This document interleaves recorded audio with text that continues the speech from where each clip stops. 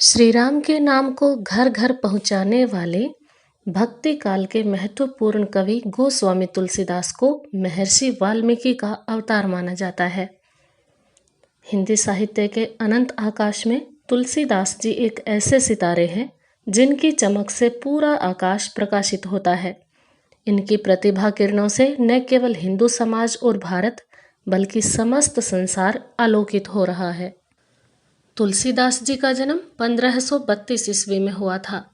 कुछ विद्वानों का मानना है कि इनका जन्म राजापुर में हुआ था, बल्कि कुछ विद्वान मानते हैं कि सोरो नामक स्थान पर तुलसीदास जी का जन्म हुआ था। ये दोनों ही स्थान उत्तर प्रदेश में हैं। 1623 ईस्वी में काशी में इनकी मृत्यु हो गई थी। इनके गुरुओं के भी दो नाम आते हैं। सबसे पहला है नरहरिदास।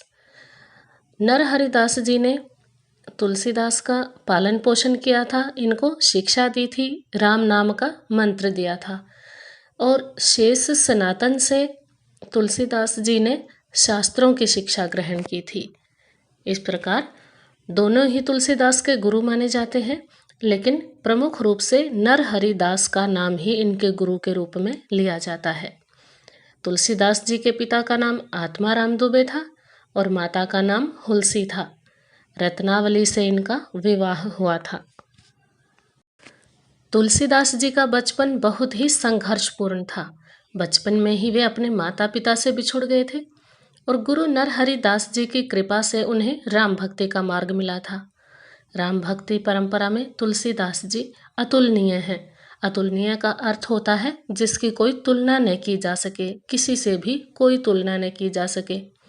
उन्होंने श्री राम के माध्यम से मानवीय मर्यादाओं और आदर्शों को हमारे सामने रखा, यानी मनुष्य रूप में क्या हमारी मर्यादाएं हैं और क्या एक मनुष्य के आदर्श होने चाहिए, ये सभी बातें तुलसीदास जी ने श्री राम के माध्यम से अपनी रचनाओं में बताई हैं।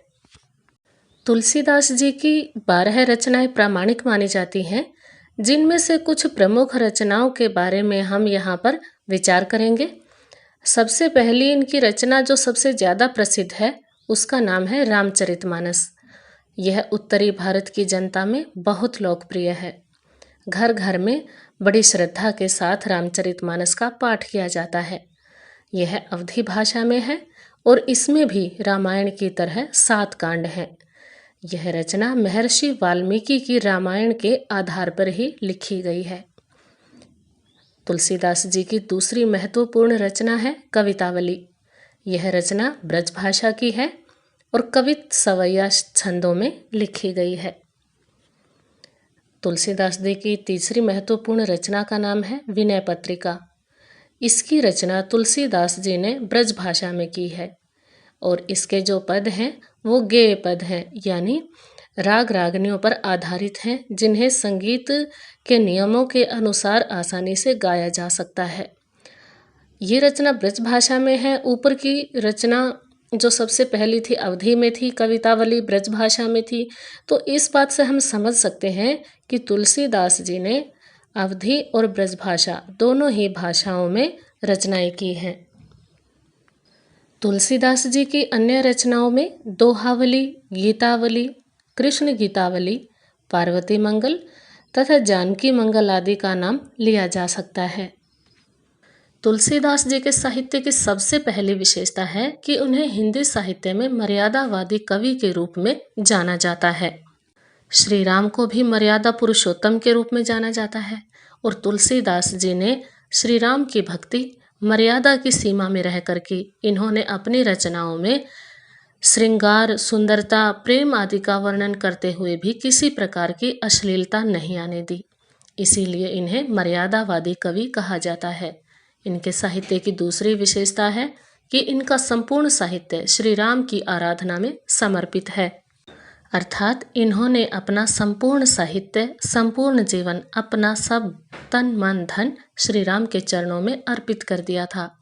इनके साहित्य की तीसरी और सबसे महत्वपूर्ण विशेषता है समन्वय की भावना। समन्वय अर्थात संतुलन बनाना, तालमेल बना के रखना।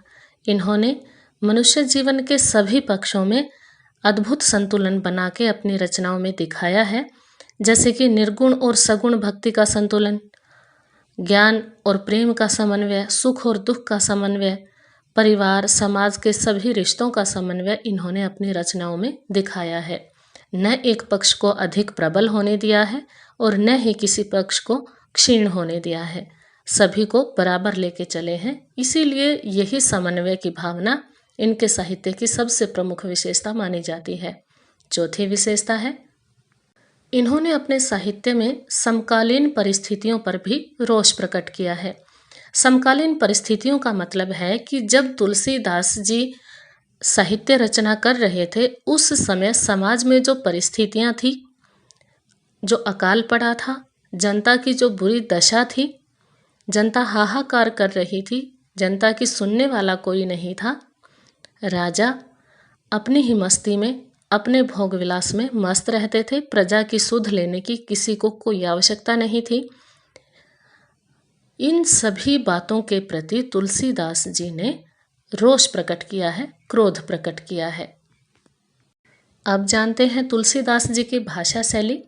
वैसे तो तुलसीदास जी अवधी भाषा के कवि थे, परंतु उन्होंने ब्रज भाषा में ही भी इतनी ही कुशलता से रचनाएं की हैं। दोनों भाषाओं पर उनका पूरा अधिकार था। अवधी और ब्रज भाषा दोनों ही भाषाओं का उन्हें पूरा ज्ञान था। दूसरी विशेषता है, इनकी भाषा में प्रसाद, माधुर्य व ओज तीनों काव्य गुणों का प्रयोग मिलता है। किसी भी कविता के, किसी भी काव्य के 3 गुण होते हैं, प्रसाद, माधुर्य व ओज गुण। ये तीनों के तीनों गुण इनकी भाषा में मिलते हैं। इन गुणों के बारे में पहले की वीडियोस में मैं आपको बता चुकी हूँ। जहाँ शांतिपूर्ण सीधी बात होती है, जिसे पढ़ते या सुनते ही मन को आनंद मिलता है, वहाँ प्रसाद गुण होता है। जहाँ प्रेम की अभिव्यक्ति होती है, वहाँ माधुर्य गुण होता है। और जहाँ वीरता, जोश, उत्साह की अभिव्यक्ति होती है, वहाँ पर ओज गुण होता है। अब देखते हैं तीसरी विशेषता। वैसे तो इनके साहित्य में सभी रस मिलते हैं, परंतु शांत रस की प्रधानता है। रसों के बारे में भी हम पहले चर्चा कर चुके हैं। मुख्य रूप से 9 रस माने जाते हैं। सभी के सभी का इन्होंने प्रयोग किया है। सभी तरह का आनंद हमें इनके काव्य में मिलता है, परंतु शांत रस सबसे अधिक है। इन्होंने अपनी भाषा में दोहा, चौपाई, सोरठा, हरि गीतिका, कवित और सवैया आदि छंदों का प्रयोग किया है। यानी अलग अलग तरह के छंदों में इन्होंने रचनाएं की हैं। पांचवी विशेषता है, इनकी भाषा अनेक अलंकारों से सजी हुई है। यानी दोनों तरह के अलंकारों का इन्होंने प्रयोग किया है। अलंकार 2 तरह के होते हैं, शब्दालंकार और अर्थालंकार। छठी विशेषता है, इन्होंने प्रबंध व मुक्तक दोनों प्रकार के काव्य लिखे हैं। प्रबंध काव्य उसे कहा जाता है जिसमें शुरू से आखिर तक किसी कथा का वर्णन किया गया हो। यानी शुरू से आखिर तक एक ही विषय पर या किसी एक ही व्यक्ति के जीवन की कथा या एक ही घटना के बारे में वर्णन किया जाता है कविता के रूप में। और मुक्तक काव्य वो होता है जिसमें अलग अलग विषयों पर या अलग अलग घटनाओं पर लिखी गई कविताओं का संग्रह किया जाता है, उनको एक पुस्तक में संकलित किया जाता है। यानी वो किसी कथा में, किसी कहानी में बंधी हुई नहीं होती।